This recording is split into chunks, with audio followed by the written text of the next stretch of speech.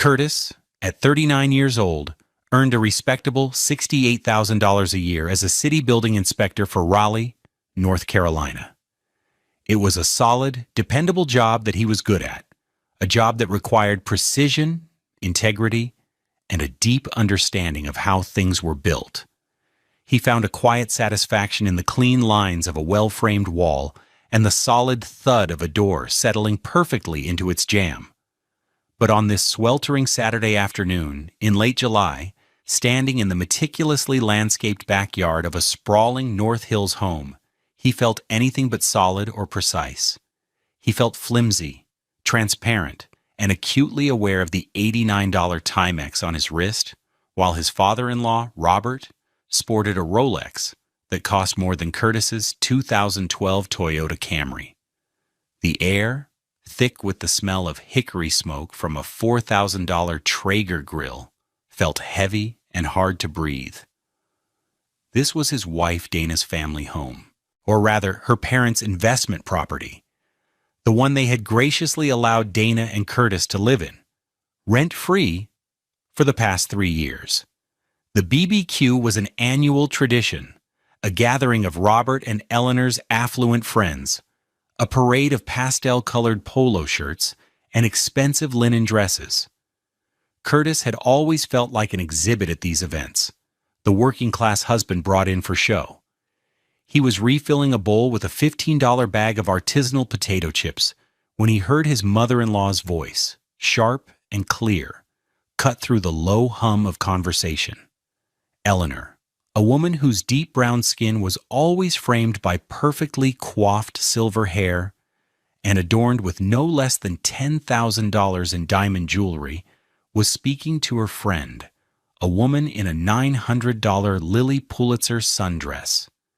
"It's just been a godsend, having this house for Dana," Eleanor said, her voice carrying a tone of performative generosity. "With Curtis's situation, it gives her a stable foundation, a beautiful home she deserves." The friend nodded sympathetically. "It must be a comfort for you to provide that." Then came the blow. It was delivered by his wife, Dana. His wife, whose elegant braids were woven with shimmering gold thread, whose laughter he used to think was the most beautiful sound in the world.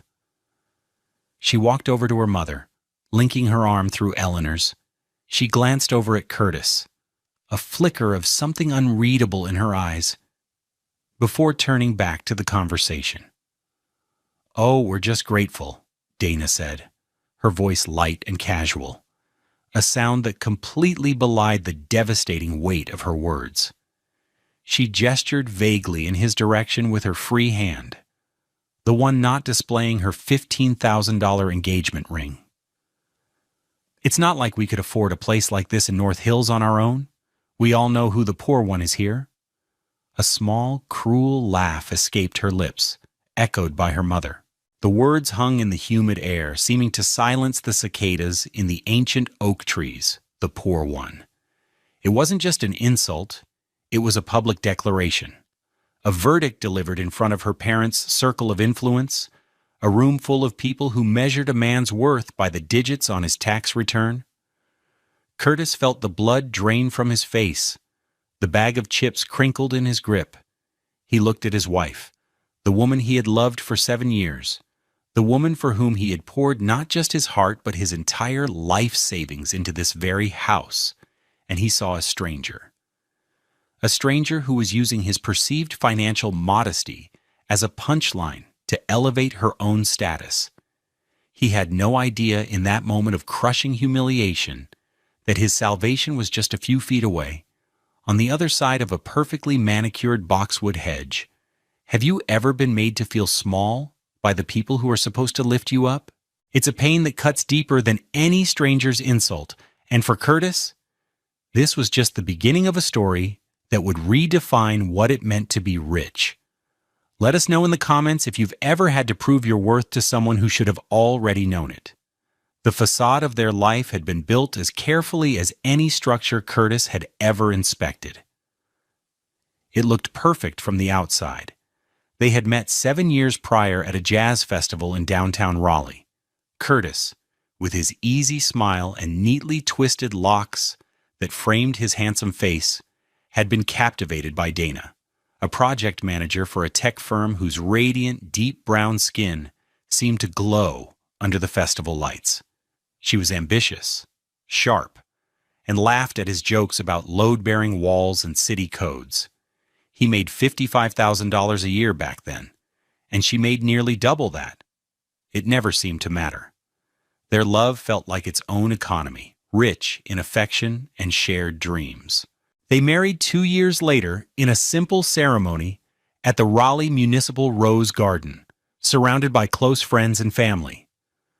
Curtis wore a $400 navy blue suit he'd bought at a local department store. Dana was stunning in a classic off-the-rack gown that cost $1,200. His family, a warm and boisterous crew from southeast Raleigh, celebrated with unreserved joy. Her parents, Robert and Eleanor, were more restrained.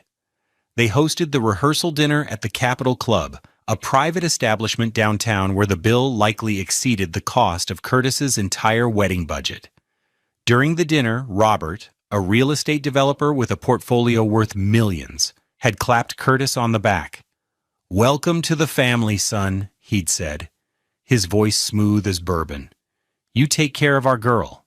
She's used to a certain standard." It sounded like a welcome, but it felt like a warning. For the first 2 years of their marriage, they lived in Curtis's modest, 1,100-square-foot bungalow that he owned outright. It was in a quiet, older neighborhood, and he'd spent years lovingly restoring it himself. He'd rebuilt the front porch, refinished the original hardwood floors, and planted a garden full of tomatoes and herbs in the backyard. Dana had called it charming and cozy, but he could see the way her eyes would scan the small rooms, the way she'd sigh when a friend from her North Hills social circle came to visit. Then came the offer. Robert and Eleanor had purchased a property in North Hills, a 1980s-era brick colonial, on a half-acre lot for what Robert called a steal, at $450,000. The bones were good, but it was dated. The plan, he explained over a $300 dinner at a steakhouse, was to renovate it and flip it. "But we had another idea," Eleanor had said, placing her manicured hand over Dana's. "What if you two lived there? Oversee the renovation? Make it your own? It would be our gift to you, a proper start." Dana's eyes had lit up. "Oh, Daddy, really?" Robert leaned back, swirling the $80 glass of Cabernet in his hand. "Of course. There's a catch, though. We'll cover the mortgage, but the renovation budget is on you. Think of it as sweat equity. And Curtis," he said, turning his gaze on him, "with your background, you could manage the whole thing. Save a fortune on a general contractor. It's a win-win. You get to live in a $1 million home, and we have our daughter in a safe, beautiful neighborhood." Curtis had felt a knot of unease. He knew exactly what a renovation of that scale cost. He had about $150,000 in savings, a combination of careful investing and the inheritance from his late mother. It was his entire nest egg. "Robert, that's a lot of work and a lot of money," Curtis had said carefully. "A project like this could easily run over $100,000. "Exactly," Robert boomed. "And when it's done, the house will be worth double. You'll be living in an asset that's appreciating every day. It's the smartest financial move you could ever make. You're building your future right here." Dana had turned to him, her eyes pleading. "Please, Curtis? It would be our dream home. Think of the parties we could have. Think of the space. My parents are being so generous." And so, against his better judgment, he agreed. The word they used was our dream home, our future, our equity. So he drained his savings account. The first check he wrote was for $22,000 to a demolition crew to gut the kitchen and 2 bathrooms. He spent weekends and evenings after his city job creating detailed architectural plans. He pulled every single permit under his own name, using his inspector's license and credentials, a professional risk that tied him inextricably to the quality and safety of the work. He became the de facto general contractor. He negotiated with subcontractors, his practical knowledge saving them tens of thousands. He paid for the materials directly from his account. The $18,000 for the custom cabinetry in the kitchen. The $7,500 for the high-end Bosch appliance package. The $11,000 for the wide plank oak flooring that flowed through the first floor. He installed the intricate tile backsplash in the kitchen himself over 3 weekends. A painstaking job that cost $1,200 in materials, but would have cost $5,000 in labor. Dana was thrilled with the aesthetic results. She picked out the finishes, pointing to pictures in a $75 interior design magazine. A $4,500 slab of Italian marble for the island, a $3,000 freestanding tub for the master bathroom that required Curtis to reroute the plumbing himself. He remembered the day the marble was installed. Dana had clapped her hands together. "It's perfect. It looks just like the one in the magazine." She'd kissed him on the cheek. "You're amazing." He worked tirelessly. His hands, usually busy with clipboards and code books, were now perpetually calloused and dusted with drywall. He lost weight. He'd come home from his 8-hour day at the city and put in another 6 at the North Hills house. In total, he documented every expense. The final tally came to $132,450. It was almost every penny he had. When they finally moved in, the house was unrecognizable. It was a showpiece. Dana was ecstatic. "We did it, baby," she'd said, throwing her arms around him in the gleaming new foyer under a $2,000 designer chandelier she'd picked out. But even then, a subtle shift began. When her friends came over, she'd give the tour. "I found this amazing marble," she'd say. "I knew this layout would be so much better for entertaining." Her language slowly erased him. It went from "we did it" to "I designed it," with a footnote that Curtis helped with the practical stuff. The facade was complete, a beautiful couple in a beautiful home, the picture of success. But the foundation, Curtis was beginning to realize, was built on a lie. The cruelty wasn't a sudden flood. It was a slow, rising tide. The escalating betrayal began with small, almost imperceptible digs that grew into overt acts of disrespect. In the months leading up to that fateful BBQ, Curtis's role in their shared life and in the creation of their home was systematically diminished, not just by Dana's parents, but by Dana herself. The first major crack appeared about a year after they moved in. Robert and Eleanor were over for their weekly Sunday dinner, a ritual Curtis had come to dread. They were seated in the dining room, at a $6,000 table Dana had insisted they needed, surrounded by the fruits of Curtis's labor and savings.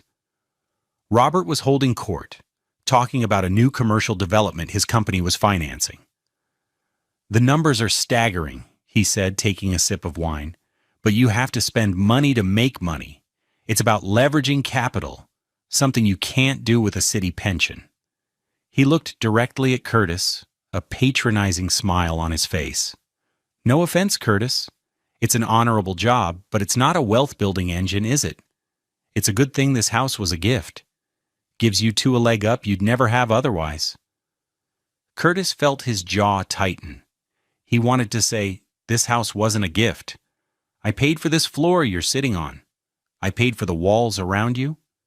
He looked to Dana, expecting her to intervene, to defend him, to defend their partnership.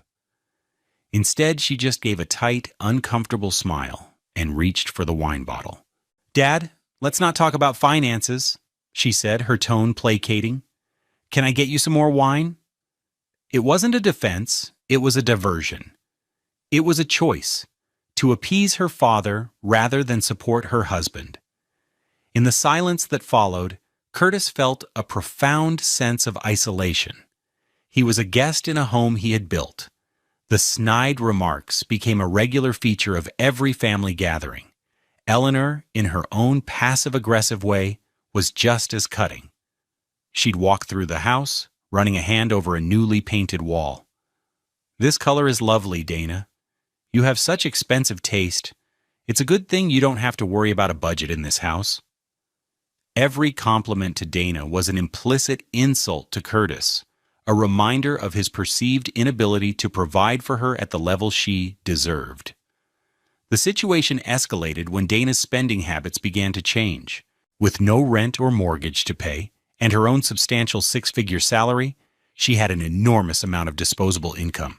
But instead of contributing to their joint savings or offering to reimburse Curtis for any part of the renovation, she began to indulge in luxury goods with an almost frantic energy. One Tuesday evening, she came home with a triumphant look on her face, carrying a distinctive beige shopping bag. She pulled out a $3,800 Chanel handbag.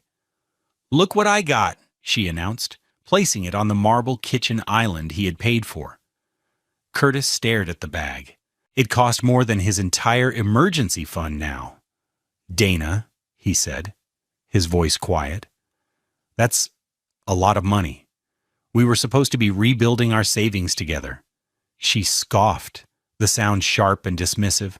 "Our savings? Curtis, I work hard. This is my money. I'm not asking you to pay for it." "But the agreement was that my investment in the house freed up our collective income," he argued, trying to keep his voice steady. "We were supposed to be a team. That money could have gone into an investment account. It could have been the start of replenishing what I spent on this place." "Oh, don't be so dramatic," she snapped, her face hardening. "Don't start acting like a martyr about the house. You're living in $1 million home for free. I think that's a pretty good return on your investment, don't you? You should be thanking me and my parents, not nickel and diming me over a handbag." The word martyr struck him like a physical blow. He had never once complained about the money or the work. He had done it out of love for her, for the future he thought they were building. To have that love reframed as a transaction, and a transaction in which he was already the winner, was devastating. He saw then that she didn't view his contribution as a sacrifice or a partnership.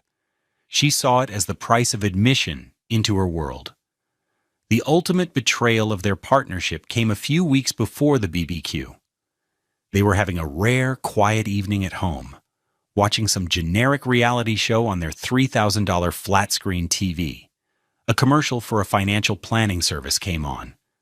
"We should probably do that one day," Curtis said, trying to broach the subject of their future. "Think about retirement, long-term goals." Dana muted the TV. She turned to him, her expression serious. "I have been thinking about it," she said. "I had lunch with my father's financial advisor last week." Curtis was taken aback. "You did? Why didn't you tell me?" "I didn't want to worry you," she said, a line that was clearly designed to sound considerate but felt deeply condescending. "He was just helping me map out a 5-year plan for my portfolio and my assets." "Your assets?" Curtis asked. "You mean our assets, right?" Dana took a deep breath, and her next words were chosen with chilling precision. "Well, primarily, my assets, my salary, my inheritance from Nana, and of course, this house." Curtis felt the air leave his lungs. "Dana, this house? We built this house together. I put over $130,000 into it." "You contributed to the renovation?" she corrected him, her voice cool and detached. "And we're all very grateful for that. It allowed you to live here. But the property itself belongs to my parents. It's part of their estate, and it will eventually be mine." That's the reality, Curtis. When we talk about long-term financial planning, we have to be realistic about what's mine, what's my family's, and what you're able to contribute. There it was. The final brutal erasure. His life savings, his professional license, his sweat and blood, all reduced to a contribution that granted him the privilege of temporary residence. He wasn't her partner. He was a long-term tenant who had paid his rent in a lump sum. The outrage that had been simmering for months boiled over inside him. But on the outside, he went very, very still. He looked at the woman he married sitting in the beautiful room he had built for them, and he knew with a certainty that was as cold and hard as the marble in their kitchen that his marriage was over. The only thing left to do was figure out how to reclaim what was his. The sting of Dana's words, "We all know who the poor one is here," propelled Curtis out of the backyard. He walked through the house, past clusters of laughing guests who now seemed like figures in a dream, their voices distant and muffled. He didn't stop until he was in the front yard, the manicured lawn stretching out before him like a green, unforgiving sea. The sun was relentless, beating down on the quiet street.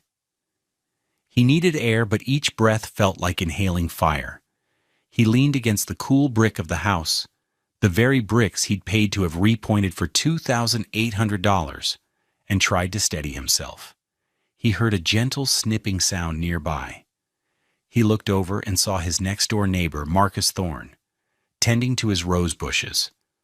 Marcus was a man in his late 60s, retired, with a crown of perfectly white hair that stood in striking contrast to his smooth, dark skin.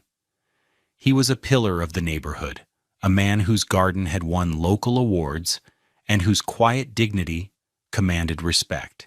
He was wearing simple gardening gloves and a well-worn straw hat, meticulously pruning a vibrant red rose. Marcus glanced up, his eyes sharp and intelligent, taking in Curtis's posture, the tension in his shoulders, the bleak look on his face. He had been close enough to the patio to overhear the exchange. The wind had carried Dana's high, clear voice perfectly across the hedge.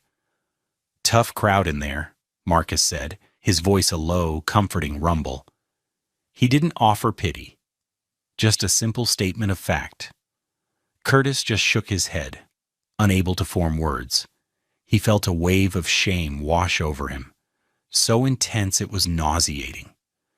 To be humiliated like that was one thing. To have it witnessed was another. Marcus continued his pruning, giving Curtis a moment to compose himself. "That wife of yours has her mother's tongue," he observed, snipping a dead leaf with surgical precision. "Sharp and not always kind." He paused, then turned to face Curtis more directly. "I know who you are. You're Curtis, the building inspector. You signed off on my kitchen permit about 3 years back before you moved in here." Curtis blinked, surprised. "You remember that?" "I remember you were thorough," Marcus said with a nod. "Made the contractor redo some of the wiring behind the wall. Said it wasn't up to code. He was mad as a hornet. But you wouldn't budge. You said, 'The code is there to keep people safe, not to make things easy.' I respected that. A man of principle. The memory, so distant and professional, felt like a lifeline in that moment. It was a reminder of a part of himself he had almost forgotten, the competent, authoritative professional who held people to account. Seeing that Curtis was still struggling, Marcus set down his shears. He walked over to the edge of his property, leaning against the low stone wall that separated their yards. "Son, I'm going to step out of my lane here, so you tell me if I'm out of line." But I heard what she said. "And I've seen you working on this house for 3 years. I saw the crews coming and going. I saw you out here on weekends, covered in dust, long after the workers went home." "That house," he said, gesturing with his head toward the brick colonial, "that house didn't renovate itself." A dam inside Curtis broke. The humiliation gave way to a surge of raw, agonizing truth. "I paid for it," he said, the words choked and quiet. "All of it. The kitchen, the bathrooms, the floors, the dam roof. $132,000. My mother's inheritance. Everything I had." Marcus listened, his expression unchanging, but his eyes filled with a deep, knowing focus. He didn't offer platitudes or condolences. He asked a practical, powerful question. Whose name is on the permits for all that work? Curtis looked up, confused by the question. Mine, of course. I had to pull them to get the work done legally. It's my job. And whose professional license is registered with the city for every single one of those inspections and approvals? Marcus pressed, his voice becoming more incisive. Mine, Curtis repeated, the answer obvious to him. It's tied to my inspector's certification. Marcus nodded slowly, a small, grim smile touching his lips. It wasn't a smile of humor, but of recognition. The recognition of a fatal mistake made by the opposition. So let me get this straight, he said, his voice dropping as if he were laying out a legal argument. Your name, and your name alone, is on every official city document authorizing, inspecting, and approving the structural and systemic transformation of that property. You didn't just write checks, Curtis. You professionally sanctioned the work. You assumed the legal liability for it. A light began to dawn in the fog of Curtis's pain. He had seen these situations from the other side 100 times. He'd seen contractors place liens on properties for unpaid work. He knew the power of official paperwork, but he had never, ever imagined applying that knowledge to his own life, his own home, his own wife. They think you're the poor one, Marcus said, his voice laced with a fine, cold anger on Curtis's behalf. They think your contribution was just cash, easily dismissed.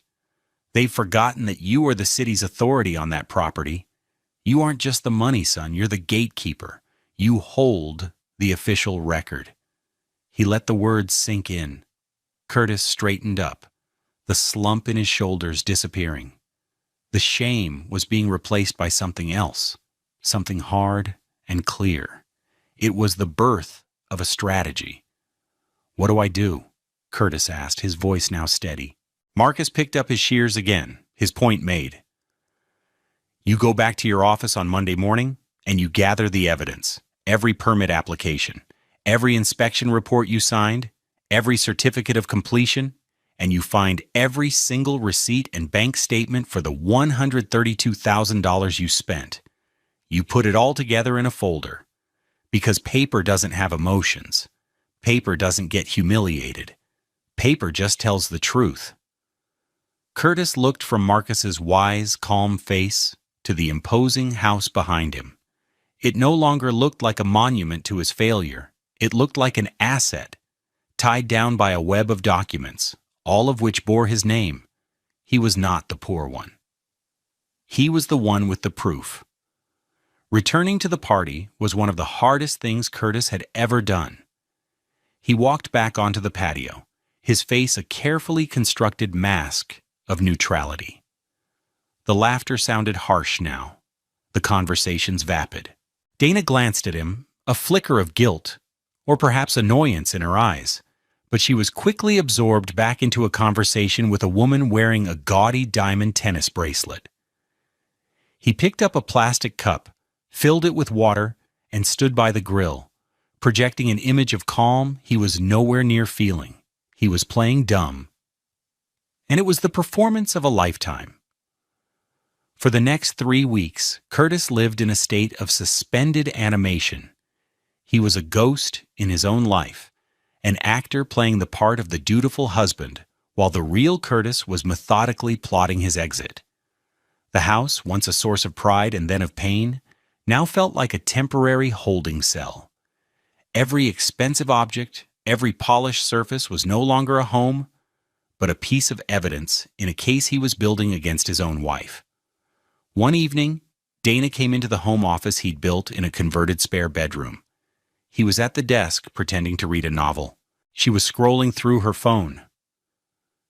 "Babe, I was thinking," she said, not looking up, "for the fall party, we should really get that new Sonos outdoor sound system.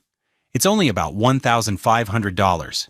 It would make the patio so much more professional." A month ago, he would have argued. He would have brought up their budget, the need to save. Now he just nodded. "Okay," he said, his voice flat.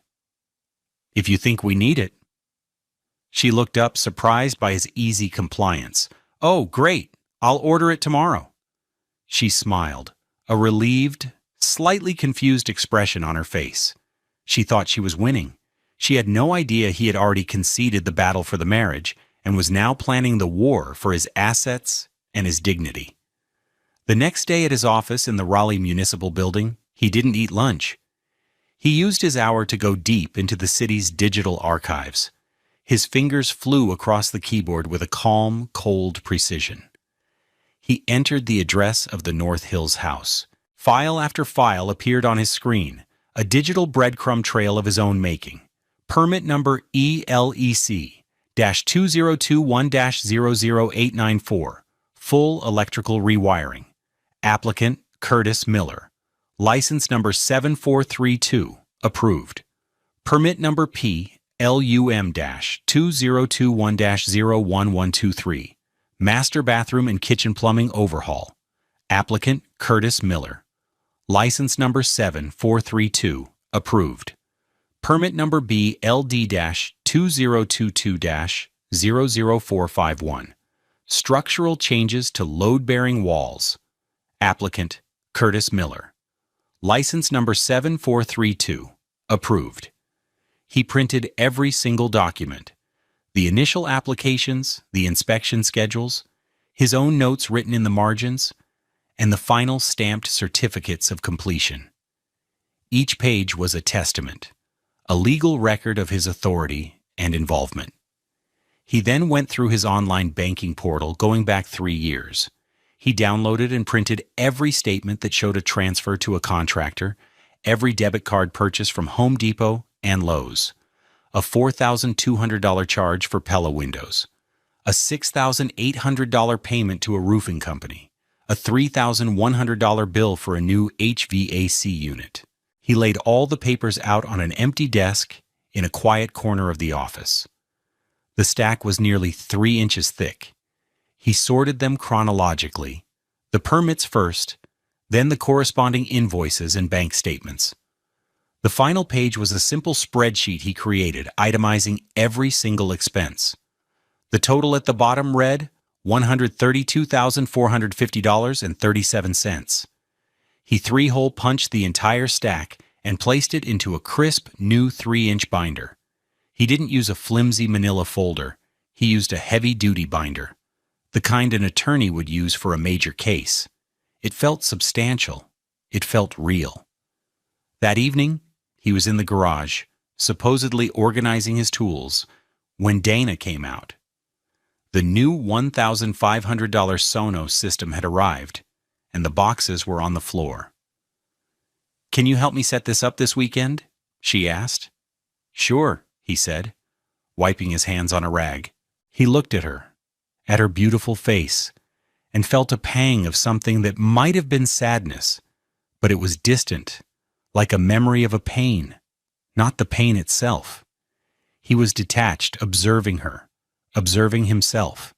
He was gathering data, not just on paper, but in his mind. He cataloged her casual dismissal of him, her complete lack of awareness that the ground beneath her feet was about to give way. The charade was exhausting. He'd sit through dinners with her, listening to her talk about her work, her friends, her plans for her house. He'd nod and smile, the perfect, supportive, slightly dim husband she now believed him to be. She mistook his silence for acceptance, his calm for defeat. She had made a critical mistake. She had underestimated him. She thought he was the poor one because he didn't wear his wealth on his wrist or boast about it at parties.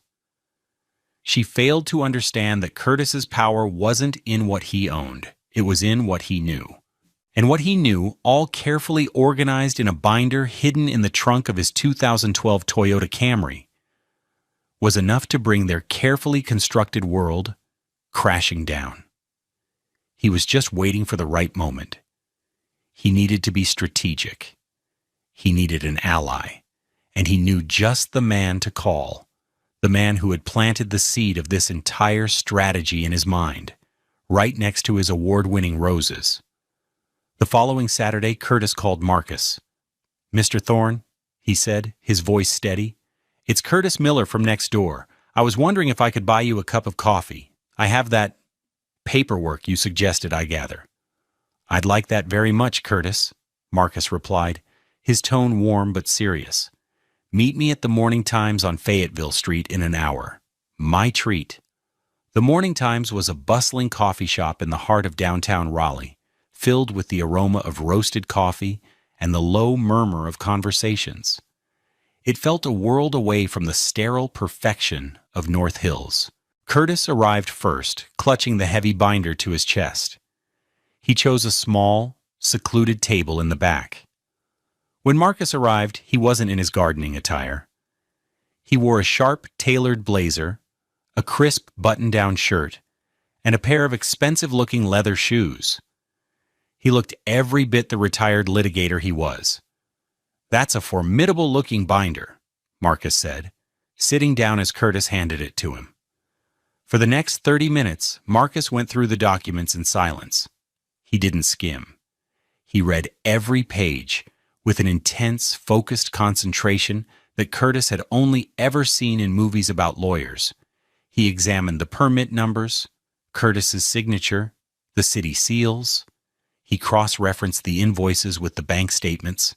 His expression was neutral, but Curtis could see a flicker of approval in his eyes. Finally, Marcus closed the binder and pushed it gently back across the table. He looked at Curtis, his gaze direct. "This is more than airtight, Curtis. This is a fortress." He leaned forward, lowering his voice. "You have to understand what you've done here, from a legal perspective. You didn't just give them money. A gift of money can be argued about, dismissed as a familial contribution. What you did was perform a professional service and tie it directly to the property with official, unimpeachable government documents.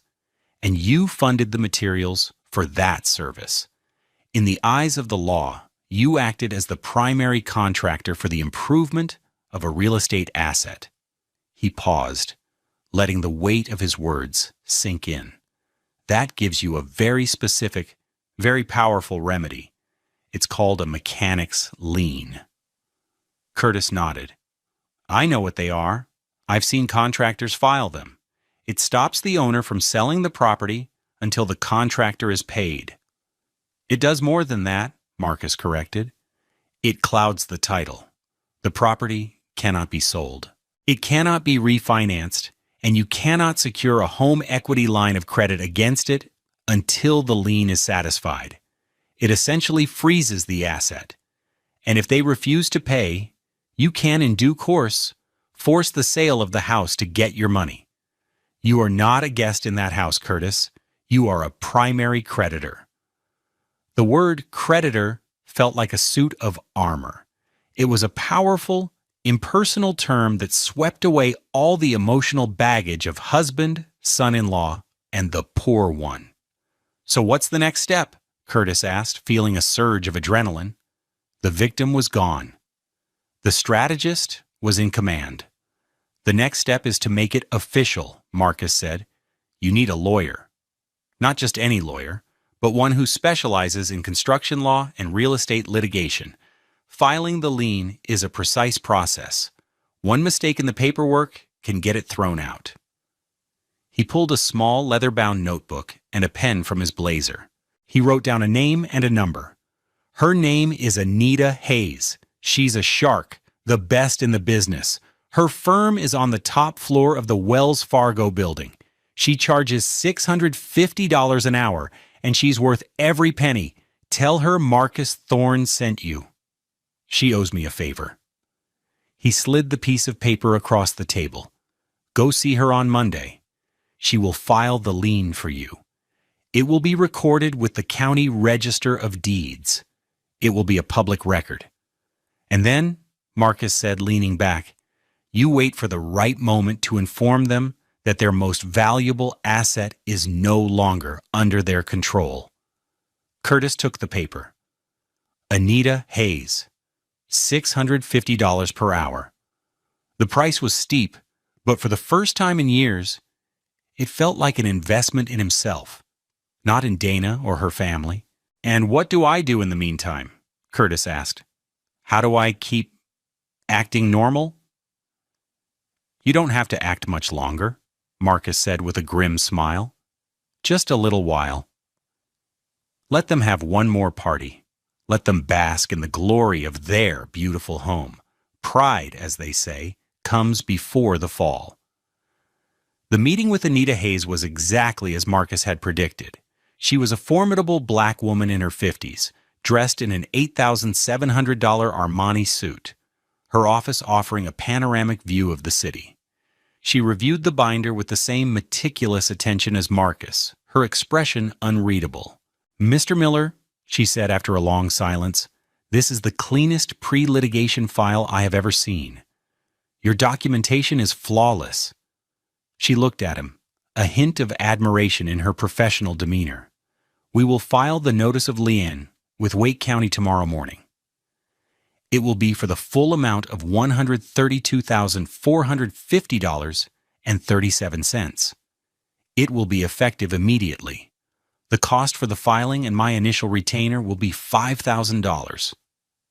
Curtis didn't hesitate. He pulled out the credit card he had opened just for this purpose. "Let's do it." As he left her glass tower office and stepped out into the bright Raleigh sunshine, he felt a sense of calm he hadn't experienced in years. The plan was in motion. The trap was set. All that was left was the strike. The opportunity presented itself 2 weeks later. Dana, oblivious to the legal storm gathering just over the horizon, was in a flurry of excitement. Her parents were hosting their annual summer soiree, a more formal and exclusive affair than the casual family BBQ. This was a catered event, designed to impress Robert's business partners and their country club friends. It was the grand unveiling of the fully completed renovation, the culmination of what they saw as their vision and investment. The evening of the party was perfect, almost cruelly so. A gentle breeze rustled the leaves of the oak trees, and the setting sun cast a warm, golden glow over the immaculate backyard.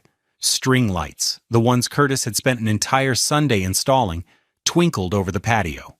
A catering staff in crisp white uniforms moved silently among the guests, offering champagne and hors d'oeuvres on silver trays. The air was filled with the sounds of soft jazz and polite, wealthy laughter. Dana was in her element. She wore a stunning, backless red dress that had cost $2,400, her hair swept up in an elegant style. She moved through the crowd with a radiant smile, accepting compliments on the house. "Oh, thank you," she'd say. "It was a labor of love, but the results were worth it."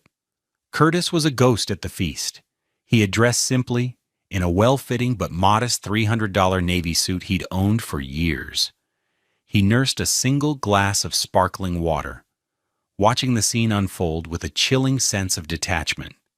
He saw his father-in-law, Robert, holding court by the new outdoor fireplace, a $7,000 addition Dana had called non-negotiable. Robert, puffed up with pride in his $4,000 Xenia suit, was pontificating to a small group of investors. "It's all about vision," Robert said, gesturing expansively at the house. "You see a property like this, you have to see the potential. We turned a dated relic into a modern masterpiece. It's a testament to what our family can accomplish." This was the moment. As if on cue, Curtis felt a slight vibration from the phone in his pocket. It was a text from Marcus. It contained a single word: ready. Curtis made his way to the edge of the patio, positioning himself where he had a clear view of both Robert and the front driveway. He felt his heart beating a steady, heavy rhythm. This wasn't about anger anymore. It was about justice. It was about accountability. A few minutes later, a figure appeared at the end of the long, stone-paved driveway. It was Marcus Thorne. He wasn't dressed as a gardener or a casual neighbor. He was dressed in the same impeccable style as when Curtis had met him for coffee. A dark, perfectly tailored suit, a silver tie, and polished black shoes. He walked with a calm, deliberate authority, carrying a simple, professional-looking leather portfolio. He didn't sneak in. He walked directly toward the hub of the party, his path taking him right to Robert's group. The guests quieted as he approached, his dignified presence demanding their attention. Robert turned, a flicker of annoyance on his face at the interruption. "Can I help you?" he asked, his tone brusque. "Robert," Marcus said, his voice calm and clear, easily carrying in the sudden lull. "My apologies for the interruption. My name is Marcus Thorne. I live next door." Robert's expression relaxed slightly, recognizing him as a neighbor. "Ah, Marcus, good to see you. Is everything all right?" "Everything is fine," Marcus replied smoothly. "I just have a delivery for you. I was asked to ensure it was placed directly in your hands." He opened the leather portfolio and slid out a single, thick folder. It wasn't the entire binder, just a curated selection of the most damning documents. Marcus didn't hand it to Curtis. He didn't even look at Curtis. He extended the folder directly to Robert. A confused murmur went through the crowd. Dana, seeing the interruption, began to walk over, her smile frozen on her face. "What's going on?" Robert took the folder, a look of bewilderment on his face. "A delivery? For me?" He opened the flap. The first page was a cover sheet, typed in a bold, clean font. Notice of mechanic's line filed against property at 421 Oakmont Drive. The close-up on Robert's face would have been cinematic. The jovial, confident mask crumbled in an instant. The color drained from his cheeks, leaving his deep brown skin looking ashen under the party lights. His eyes widened in disbelief, then narrowed in fury. He frantically flipped to the next page, a copy of the officially recorded lien from the Wake County Register of Deeds, bearing a prominent county seal. The amount was clearly stated, $132,450.37. Claimant, Curtis Miller. Dana reached her father's side, peering over his shoulder. "Dad? What is it?" Her eyes scanned the document. Her breath hitched. The radiant smile vanished, replaced by a mask of pure, unadulterated horror. She looked from the paper to Curtis, who stood 20 feet away watching them, his expression unreadable, his silence more powerful than any shout. Behind the lien notice were other documents, carefully chosen by Anita Hayes for maximum impact. A copy of the main building permit with Curtis's name and license number highlighted in yellow. A copy of the $22,000 invoice for demolition, marked paid in full, from an account belonging to Curtis Miller. A copy of the $18,000 invoice for the custom cabinetry, also paid from his account. The silence on the patio was now absolute. The jazz music had faded out between songs. Every single guest was watching Robert and Dana. They saw Robert's hand tremble. They saw Dana's face go white. They saw her whisper a single desperate word. "Curtis?" Robert looked up, his eyes locking with Curtis's across the patio. The pretense, the condescension, the years of quiet humiliations, it all evaporated in this single, silent moment of reckoning. He had been publicly, quietly, and undeniably exposed. He wasn't a generous patriarch bestowing a gift. He was a debtor, legally and publicly beholden to the son-in-law he had so casually dismissed as the poor one. Curtis didn't say a word. He simply held Robert's gaze for a long moment, then turned and walked away, leaving the folder, the party, and the ruins of his marriage behind him. The collapse was not loud, but it was total. It began with a cascade of frantic, desperate messages, each one a snapshot of Dana's unraveling. Curtis, having already packed a bag he'd hidden in his car, drove to a modest extended-stay hotel near the airport, a $119 a night room that felt more like a sanctuary than the $1 million house he had just left. He turned his phone to silent but watched the notifications light up the screen. 9:47 p.m. Dana. Curtis, where are you? You need to come back here right now and explain this. This isn't funny. 9:51 p.m. Dana. Call me. My father is losing his mind. You have embarrassed me in front of everyone. How could you do this to us? 10:05 p.m. Dana. This is a mistake, right? Some kind of sick joke? You can't put a lien on our house. It's my parents' house. 10:23 p.m. Robert, from Dana's phone. You have made a grave mistake, boy. You will undo this immediately, or you will regret it. I will ruin you. 11:15 p.m. Dana. Please, Curtis, please just come home. We can talk about this. I don't understand. I'm sorry. Whatever I said, I'm sorry. Just fix it. Please. 1:30 a.m. Dana. I can't believe you. After everything we've done for you. You are the most ungrateful man I have ever known. You've destroyed our family. I hate you. Curtis read the messages one by one and felt a profound, chilling emptiness. There was no apology for the years of disrespect, only anger at being held accountable. There was no recognition of his pain, only outrage at her own public humiliation. He deleted the thread and blocked her number, along with her parents. The first official consequence came 3 days later. A letter arrived at his post office box, which he had rented weeks ago. It was from a high-priced law firm in Charlotte, retained by Robert. The letter was full of blustering threats, calling the lien frivolous and without merit, and threatening a lawsuit for slander of title and emotional distress. It demanded the immediate removal of the lien. Curtis simply forwarded a scanned copy to Anita Hayes. Her response was swift and brutal.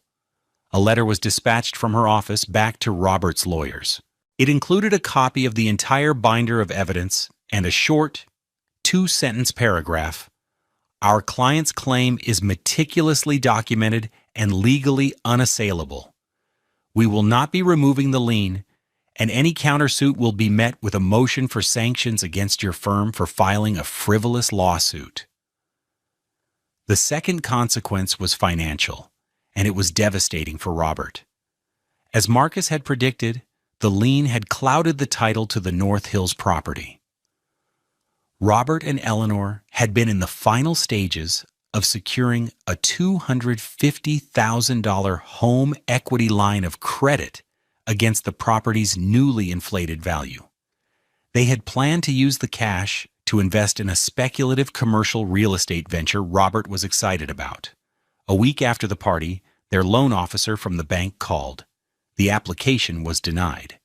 The reason cited was the encumbrance on the title in the amount of $132,450.37. The deal Robert wanted in on was time-sensitive. Without the immediate capital, the opportunity was lost. The $250,000 they had been counting on vanished. The third consequence was social. The story of the summer soiree spread like wildfire through the tight-knit community of North Hills and the local country club. The narrative, however, wasn't the one Robert and Dana would have wanted. Marcus, a respected figure, had been a key witness. The truth, in its most embarrassing form, became common knowledge. The wealthy developer and his wife had exploited their working-class son-in-law, who had then cleverly and legally outmaneuvered them. The whispers followed them everywhere. They were uninvited from a prestigious charity gala they chaired every year. Friends suddenly became unavailable for golf or lunch. The public image they had so carefully cultivated was shattered. The final consequence was the inevitable capitulation. After 2 weeks of silence from Robert's lawyers, a new letter arrived at Anita Hayes' office. It was a single page, the tone stripped of all arrogance. It stated that their client, Robert, was prepared to satisfy the lien in full in exchange for its immediate removal. Anita called Curtis. "They've folded?" she said, a note of triumph in her voice. "They have no other move. Do you accept?" Yes, Curtis said without hesitation. A week later, a cashier's check, drawn from a brokerage account and representing a significant chunk of Robert and Eleanor's retirement savings, was delivered by courier to Anita Hayes' firm. The amount was for the full $132,450.37. The law firm took its contingency fee, and the remaining balance, a sum of $118,205, was wired directly into a new bank account Curtis had opened. The same day, Dana served him with divorce papers. He signed them without contest, agreeing to a clean break with no further claims from either side. He was free. The money in his account wasn't a profit. It was a reclamation. It was the return of his past and the key to his future. Is getting your money back the same as getting justice? For Curtis, the financial victory was only part of the equation. The real win was the restoration of his self-worth. Share your thoughts on what true justice looks like after a deep betrayal. 1 year later, the sun, a welcome presence, streamed down on a quiet street in the historic Oakwood neighborhood of Raleigh. The oppressive humidity of the previous summer had been replaced by a pleasant, breezy warmth. Here the houses weren't sprawling mansions but charming, century-old bungalows with wide front porches and vibrant gardens. The atmosphere wasn't one of competitive wealth, but of quiet community. Curtis was on the front porch of his new home, a modest but beautifully maintained 1920s duplex. He was wearing a worn t-shirt, faded jeans, and a leather tool belt. His locks were tied back as he carefully sanded a section of the porch railing, the scent of fresh sawdust mingling with the sweet smell of jasmine from a nearby trellis. He had purchased the property for $350,000 using the $118,205 he'd recovered as a substantial down payment. He lived in the spacious downstairs unit and rented the upstairs apartment to a young graduate student for $1,400 a month. The rental income covered nearly his entire mortgage. For the first time in his adult life, he was building true, sustainable wealth, his own. He heard the familiar sound of footsteps on the sidewalk and looked up to see Marcus Thorne walking toward him, carrying a small cooler. Marcus had become more than a neighbor. He was a mentor and a true friend. "Thought you might be thirsty," Marcus said, setting the cooler down and pulling out 2 bottles of a local craft beer. He handed one to Curtis. "How's that railing coming along?" "Almost done," Curtis said, taking a long, refreshing sip of the cold beer. He wiped his brow with the back of his hand and leaned against the post, a feeling of deep, uncomplicated contentment settling over him. "It's good to be working with my hands on something that's actually mine." They sat in comfortable silence for a moment, watching the world go by. A neighbor walked past with her dog and waved. Curtis waved back, calling her by name. He was a part of this place. "Heard through the grapevine that your old house in North Hills finally sold," Marcus said casually. Curtis nodded. He'd seen the listing online.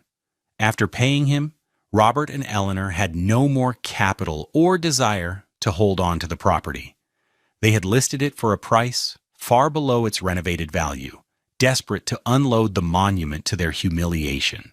It had sold for a loss, after factoring in the original purchase price and closing costs. "I heard that too," Curtis replied, his voice neutral. He felt no triumph, no schadenfreude. He just felt distant from it all. "And your ex-wife?" Marcus asked gently. "She moved to Atlanta, I think," Curtis said. "Took a job there. We haven't spoken since the papers were signed." He had heard she was living in a small, expensive apartment, trying to rebuild her life, no longer propped up by the illusion of family wealth. He wished her no ill will. He simply wished her out of his life. And she was. "You know," Curtis said, looking out at the sun-dappled street, "for a long time I let them define my worth. I let a number, my salary, become the measure of who I was. I bought into their game, thinking if I just spent enough, worked hard enough, I could earn their respect. He took another sip of beer. I was wrong. Their respect was never on the table. It was a moving target, designed to keep me feeling indebted, to keep me small. The poor one wasn't about money. It was about power. They wanted me to feel powerless. He looked at his own hands, calloused from the sander, strong and capable. The real wealth was never the $132,000. That was just my savings. The real wealth was the knowledge in my head, the skills in my hands, the license in my wallet. It was the integrity, Marcus, that you reminded me I had. The ability to build something solid, something real, whether it's a house or a life. This is the core of it, isn't it? True wealth is not the money you have, but the value you create and the self-respect you refuse to surrender. It's the peace that comes from living an authentic life, built on your own terms. Curtis learned that true love and family can't be bought, and they certainly don't come with a price tag attached. They are built on a foundation of mutual respect, something far more valuable than a house in North Hills. What did you think of Curtis's journey from humiliation to liberation? We believe everyone has a story of overcoming and finding their true worth. Join the Love Beyond Pride community by subscribing and share this story with someone who needs a reminder of their own power. Your next chapter is waiting to be written.